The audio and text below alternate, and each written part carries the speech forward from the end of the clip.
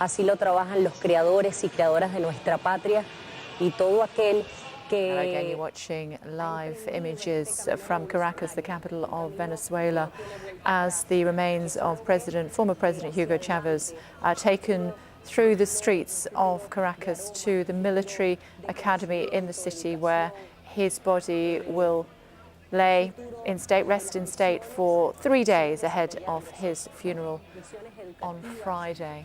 Joining us via Skype from the capital is Girish Gupta, who is a journalist in the city. Hello to you, Girish. Thanks for joining us on Sky News this afternoon. What's the mood like there?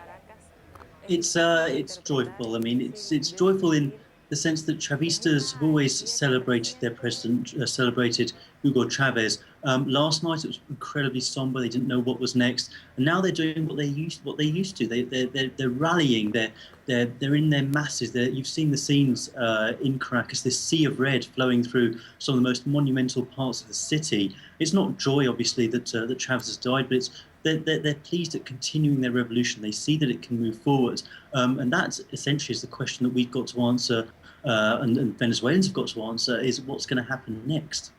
We're just looking at an aerial shot as we speak to you, Girish, and gives an idea of the hundreds of thousands of people that are on the streets, and the funeral procession, or the cortege procession, trying to make its way through as those wait patiently to pay their final respects.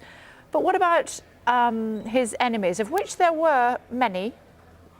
Well, I think the enemies are probably genuinely joyful, and I spoke to some last night, and they told me openly they were celebrating, they were raising a glass, and they were looking forward to what they say this country is returning to some normalcy.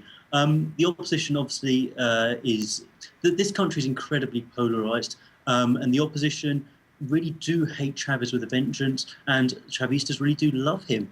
As you can see in the images today, there really is passion on both sides. And that's why we're thinking this funeral on Friday, after these 3 days of laying in state. I mean, there's people saying comparisons are being made with that of Evita, of Ifron, where millions of people turned up. And I think that's what we're going to see. So it's going to be a really big deal. Let's see what happens on Friday. Yeah, and what about the 30-day vacuum of leadership? What do you think of that? How is that going to be handled once the funeral is over? Well, that's right. The next step politically is elections, which must be called within 30 days, as you say. This is likely to be Nicolas Maduro, who is Chavez's vice president and chosen heir, up against Enrique Capriles, who lost the presidential election in October. Now, I think Maduro, no matter that he doesn't have the same charisma, no matter that he simply isn't Hugo Chavez, does have Chavez's blessing. And right now, with all the sympathy and all the passion that you can see on the street there, and I can see here, I think that will give him the momentum to win that election. And then we need to wonder whether he can hold together this country. There's huge problems in this country. It's got one of the world's worst murder rates. It's comparable to war zones such as Baghdad. Inflation is soaring. It's one of the highest in the world. Chavez manages to glue that together with his charisma, with his personality. Maduro probably can't do the same. Now, will he be able to continue Chavismo without Hugo Chavez? That's the question. What about relationships with third parties like Iran and Cuba? Well, Maduro, the thinking is that Maduro was chosen because he's such good friends with the Cubans. We saw him yesterday before the announcement of the death was made. He kicked out 2 US diplomats. That's classic Chavez, a smokescreen, using diplomacy, using Washington as a punch bag for your own domestic problems, of which there are many here. So Maduro seems to be following Chavez's what Chavez has done.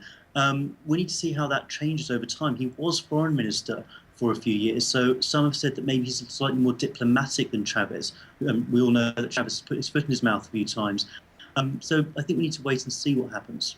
Okay, final thought, Girish, if you would please. What about concerns about violence? The Defence Minister had warned that, or asked the crowds to try to refrain from their grief spilling over into violence. Well, as I said earlier, this is one of the most dangerous cities on the planet, and that's mainly down to impunity. So last night, yes, it was a somber mood, and there wasn't any violence, any real violence last night. You have to, everyone's armed. It's so easy to get weapons here. Nothing happens if you do end up killing someone. People are mugged in these areas for their blackberries. They're killed for their blackberries and iPhones and so on all the time. And this is a major problem now with all the passion, with all the alcohol, with all the drugs. Right now, because this great leader, as they see him, has died, there's a real concern of violence.